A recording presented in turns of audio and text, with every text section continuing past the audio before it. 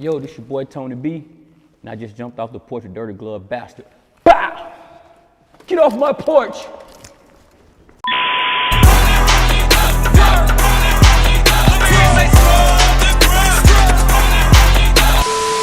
All right, so we got Tony B off the porch with us today. Yes, sir. How you feeling today, man? Man, good, blessed. Yeah. I appreciate you coming by today, man. And appreciate you having me. Yeah, no problem, man. All right, so let's take it back, man. What was it like growing up in Athens, Georgia for you? It's considered a country town, so you got UGA, you know, they mainly focus more on UGA, and the students call us locals.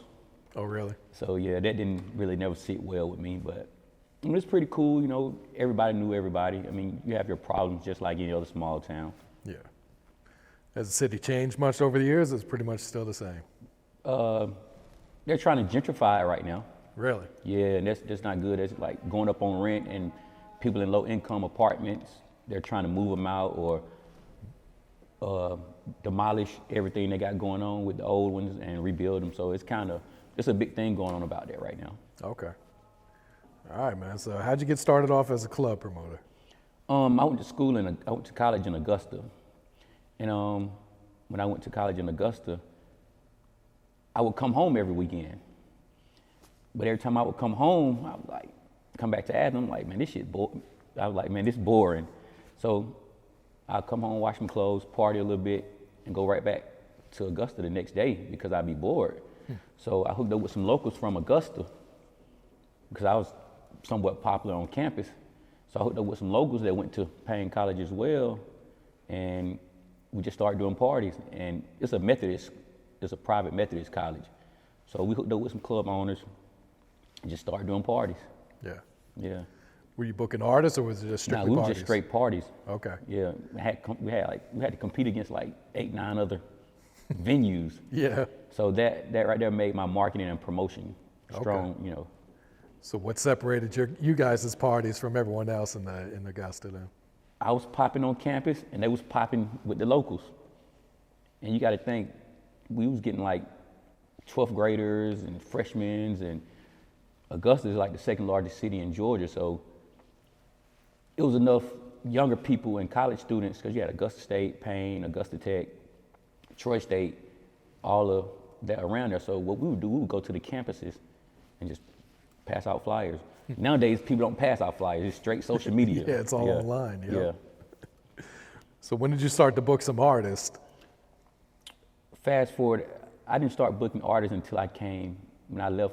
I caught a charge, marijuana charge, trafficking charge in Augusta. Took first offender, came back home. I transferred to South Carolina State. Out-of-state fee was too much. Moved back to Augusta, and was just like, forget it. Moved back to Athens in like 2008. And I started doing parties at a club called Safari. And something went wrong with that venue. Well, I had issue with the owner. I found out they was trying to get over on me. So a guy called my brother named Philan, he introduced me to this club called The Library, which was downtown Athens. And it just went from there. And so I was making so much money, like Tuesday, Thursday. I was doing parties Tuesday, Thursday, Friday, and Saturday. So I was like, let me try to invest in the artists. And that's when I was frequently booking Young LA and Young Ralph. Okay. And those guys, I built a relationship with those guys and ended up getting free verses from those guys. That's how I started doing music. That's one of the reasons why I started doing music, because I had built a relationship. And I had booked Young Ralph for his, I think it was a mixtape release party. And I did like 1,000 people in a venue that capacity was 390. Oh, shit. And they had started calling the fire marshal on us and everything. And we I had lost money one night. We had Shawty Low come down. And the fire marshal was at the club at 11 o'clock. Oh, wow. So all of these, and they was clicking. So I'm like, damn, man, we just spent $15,000 on Shawty Low and we lost. That was my first loss. And a couple years later, I was Nicki Minaj's first show in Georgia. Really? Yes. That's when Waka, Mama, Deb Atme, she was doing the booking for her. Okay. She was managing her, yeah. Yeah. And now people I still got the drop from Nicki Minaj. And I was putting a drop on my mixtape. And people were like, how you know Nicki Minaj? Is this her for real? And me, like, I don't have money to put my music out at the time. So what I ended up doing was putting her drop on there, like intro by Nicki Minaj, and she shouting me out or whatever and saying Athens. So, Tony B got Nicki Minaj on this mixtape? Let me go listen to this mixtape. That was just a gimmick to get people to listen to it, and it worked. Yeah. So. Where did you book her at? Was that in Atlanta or where was that? No, that was Athens. That was okay. like 2010. Okay. It was a spot called El Pasino. Yeah. How'd you do that night? Again, I was popping during the parties. I had like a little promotion group. And I would ask the girls, like, who do y'all want to see in concert? It was like Nicki Minaj. I'm like, who? You didn't even know. I'm like, I go Google, I'm not listening to her. And I still have the contract. She was $5,500. Oh, wow. And when I booked her, and it's on YouTube, the girls were singing her songs. I'm like, how in the hell? I'm in the club every night and I don't know who she is. So that was a pretty good look, actually. Okay. So what had inspired you to start making music yourself? When I came back from Augusta, this promoter, he really never had no competition. So I kind of became, and he was doing parties at the library. So I became competition and ended up getting in the library. So he would say little slick stuff via social media. Okay, cool. It just kept going on. We was going back and forth. So, when Shawty Lo said, it must be two sides.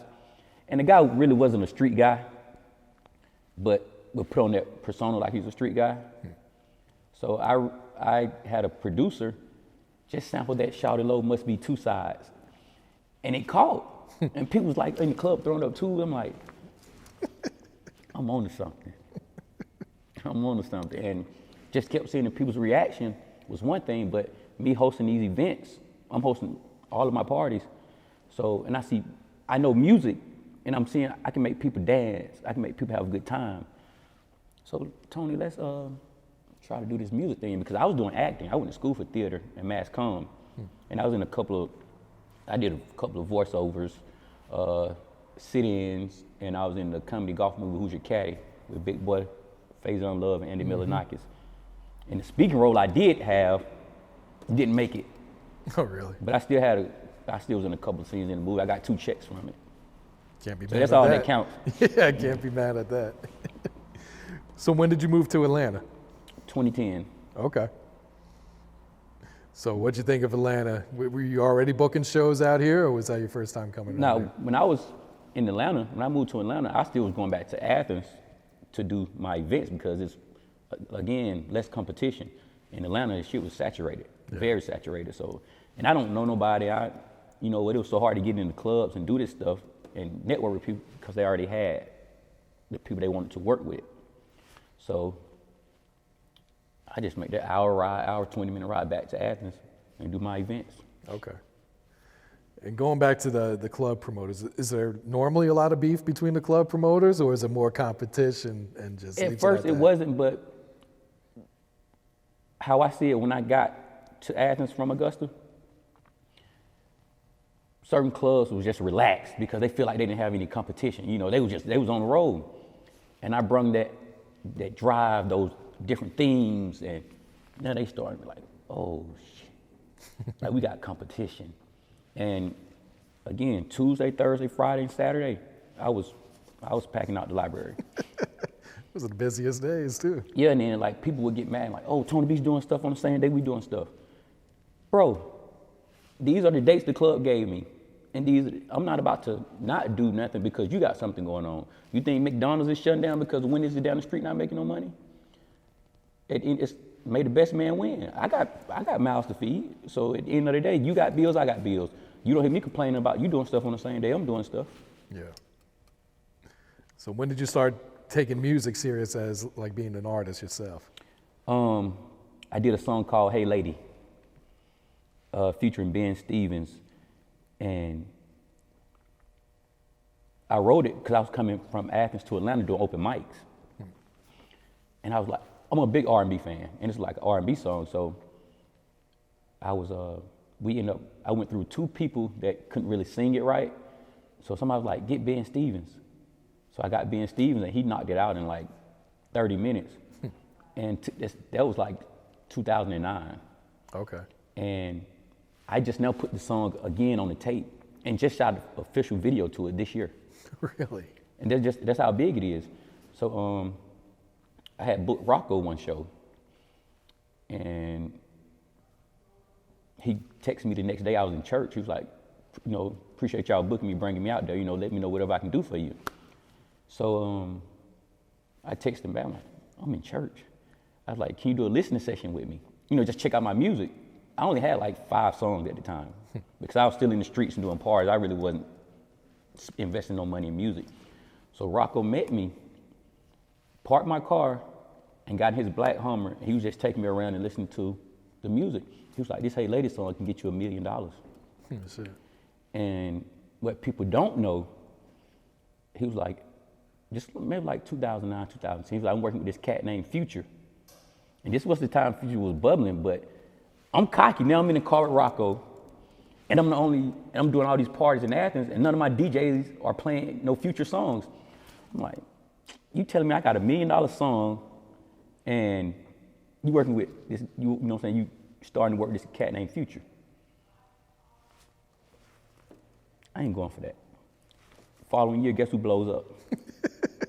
Future. And anytime Rocko would come to Athens, he'll pull up on me. When we book him, he's like, I'm at the mall, you know, getting something to wear. So I meet him at the mall. I never ever in my life sat in the backseat of a Maybach. I put up to the mall. He's like, you want to ride with me? But I didn't ever ride with him because I was with somebody else. And so I'm in the backseat of a Maybach. I'm like, damn, it's crazy. Because anytime Rocko would come to Athens, he would come in a Ferrari.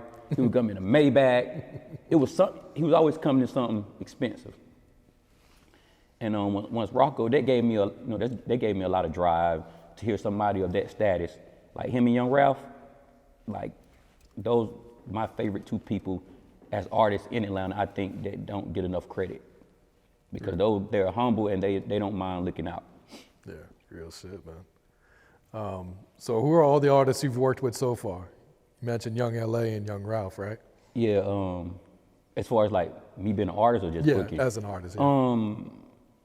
That's it. Just Okay. Young Ralph. I'm not real big on features because they kind of drains the artist out, especially if some people want to hear.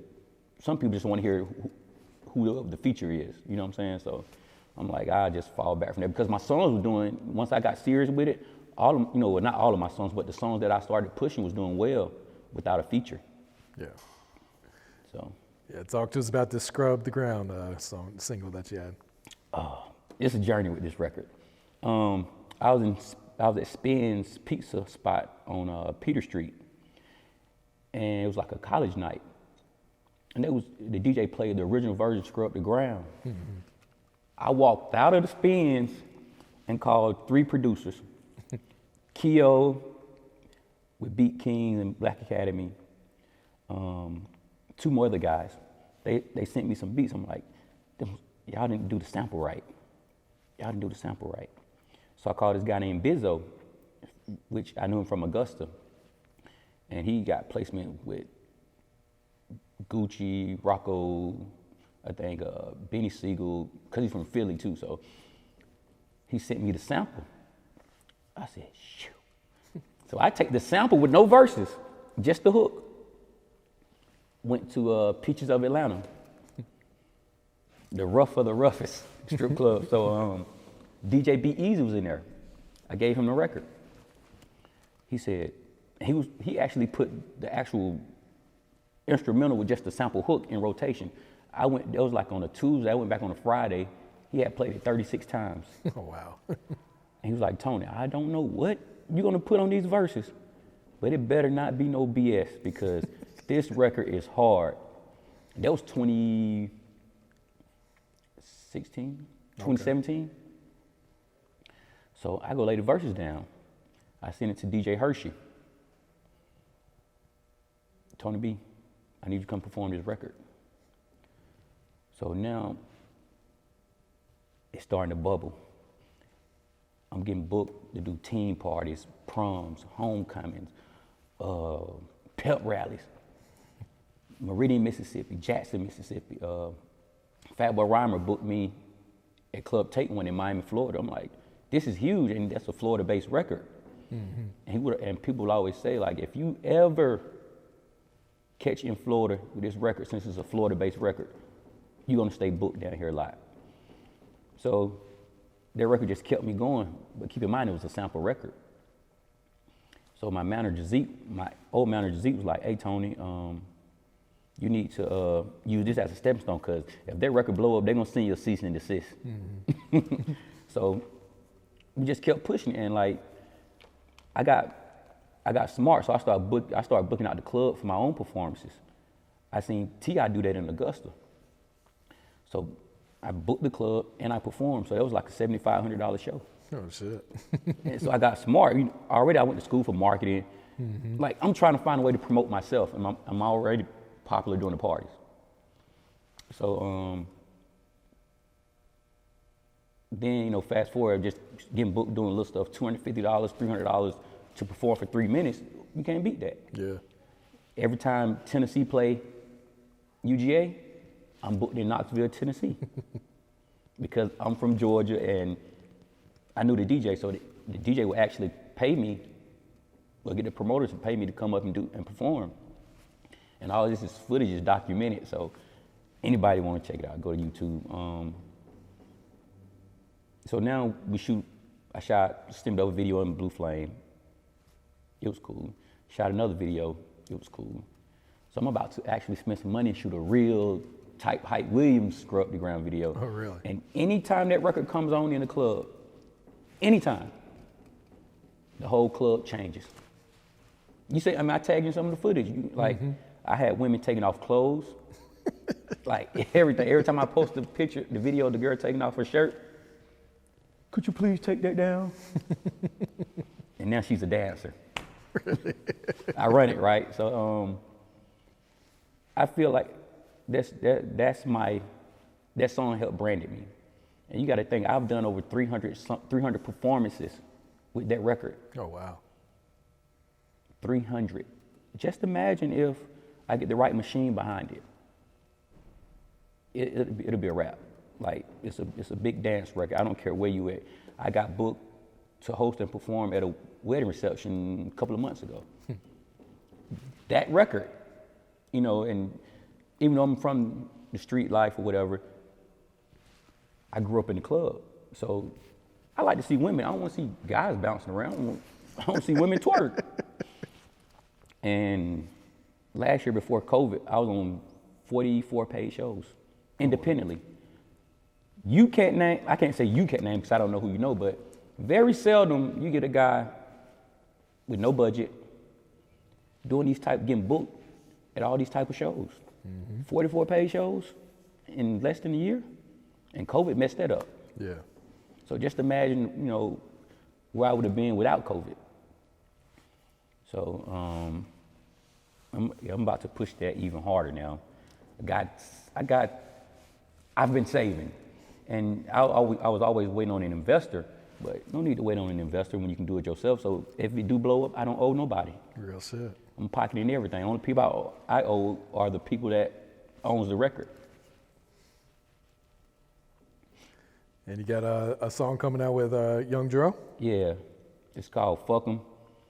And that was when I first did the record, I was just taking it to like DJs, servicing it, as I do any record I feel comfortable with.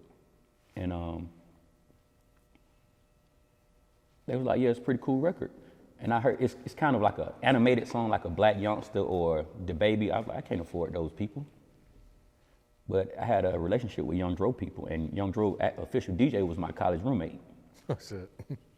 So yeah, I was trying to get him to do, hook it up at the price, but I wasn't feeling the price, so I went and DM'd Young Dro myself and saved myself $1,500.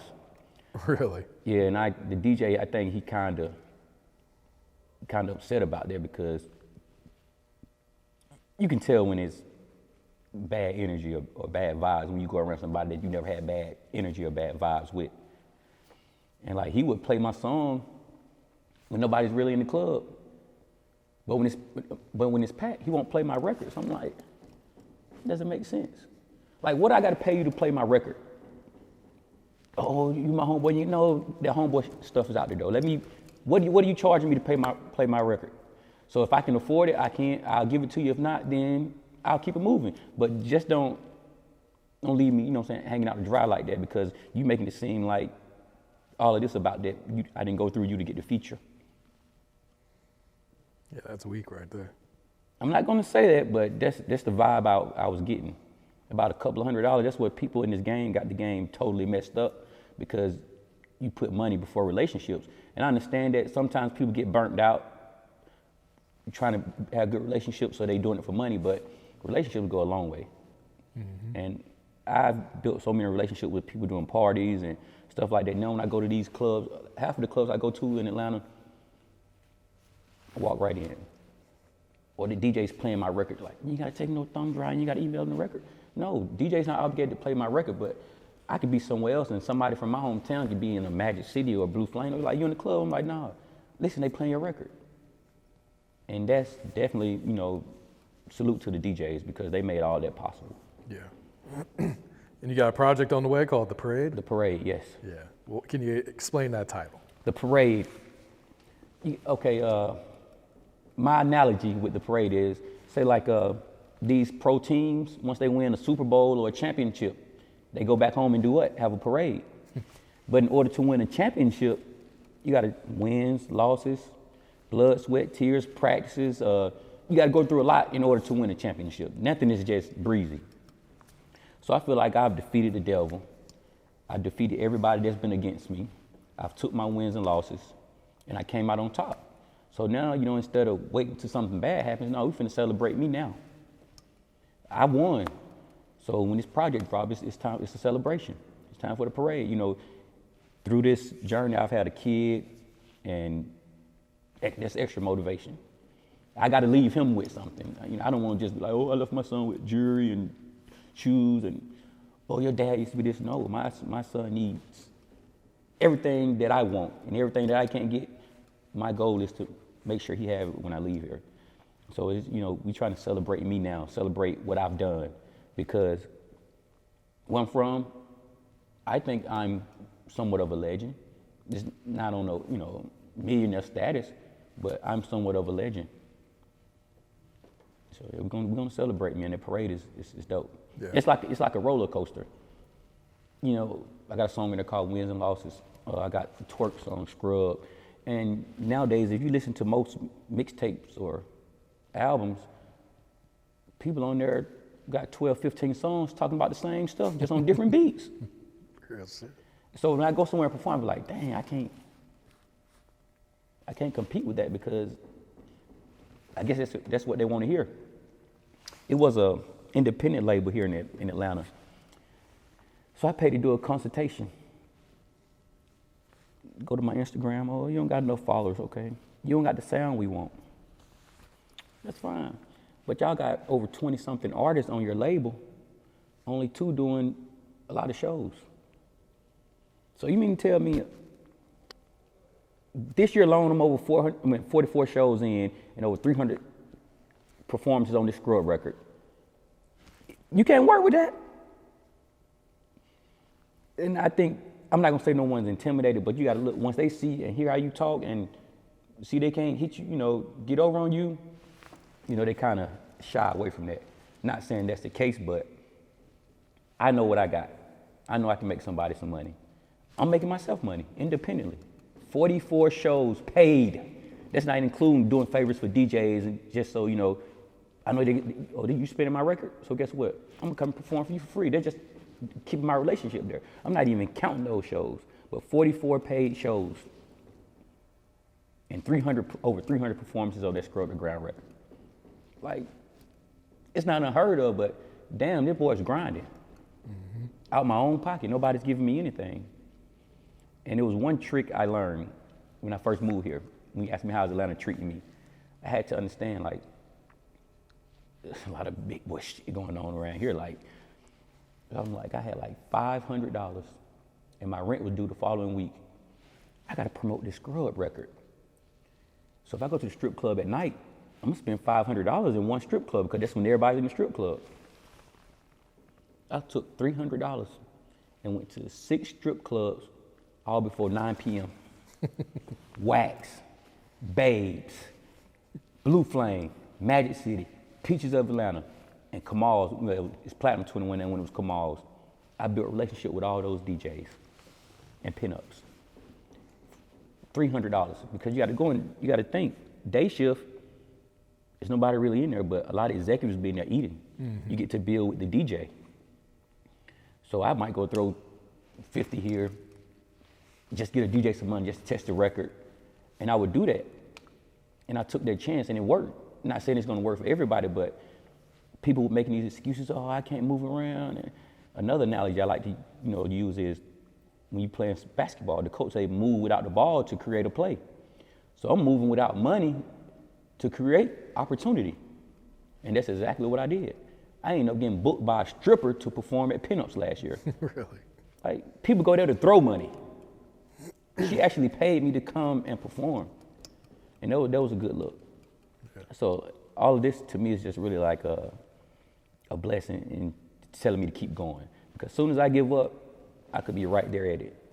So every day I wake up motivated, even if I'm having a bad day, even if it's raining, I'm still gonna make sure I'm gonna do some type of work to get myself out there. Yeah. You can't tell me no. You don't like the record, it's not gonna work. That's your opinion, that's your problem. That's on you. But guess what?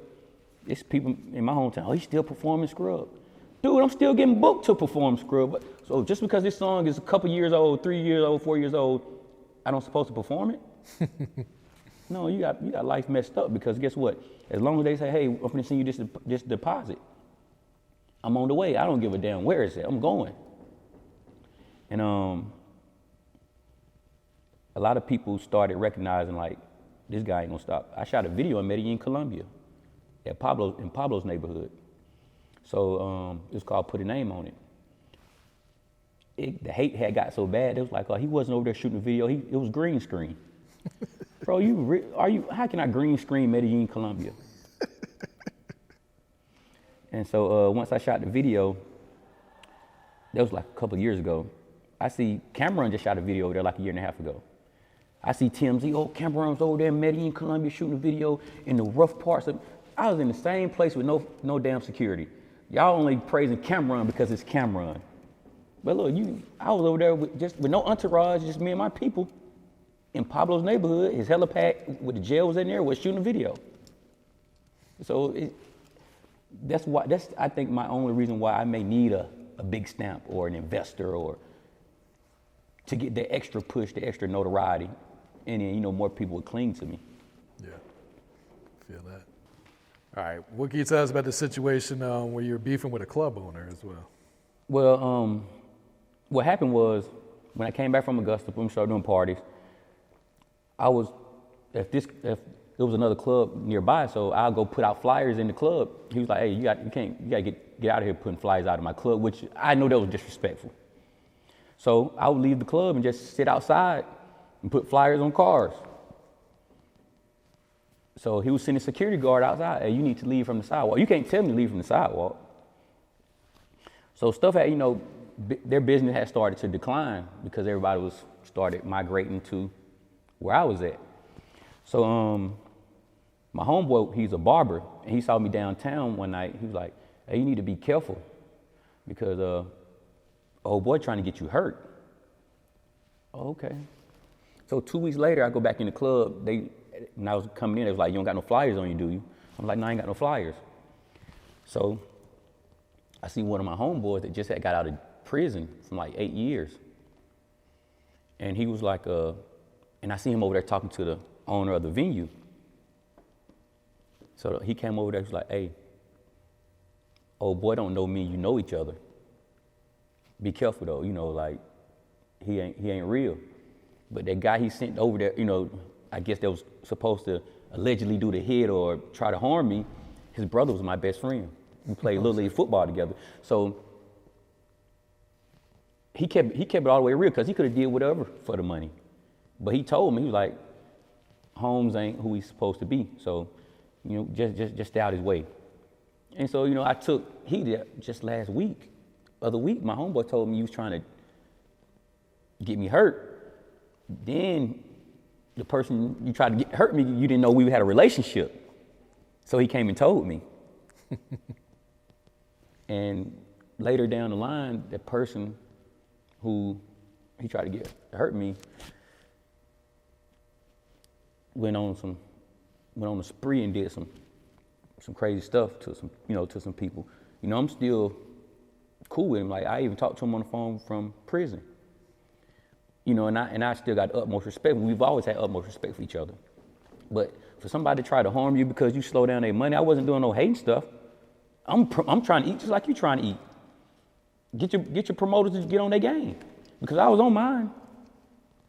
And people that know that, a lot of people don't know, but a lot of people do know that, you know.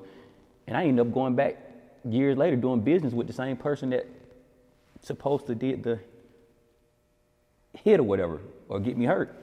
But they always say, you can watch them, you know. I'm in your face now, so I know if anything go on. You know, I'm always on my P's and Q's, but guess what? I don't think you that gangster, so I'm finna do these parties with you, and I'm gonna get my bread. But I'm gonna watch you at the same time. I'm not coming to no events to kick with at your house. We're not friends, we none of that. I'm gonna link up with my other people, and we're gonna get this bread and go home. So, and that was it. But I was barred from a lot of it, because they own a couple of venues. I was barred from a couple of venues for a minute, because they got a check, and they got a couple of spots. Oh, Tony B, you can't come in here.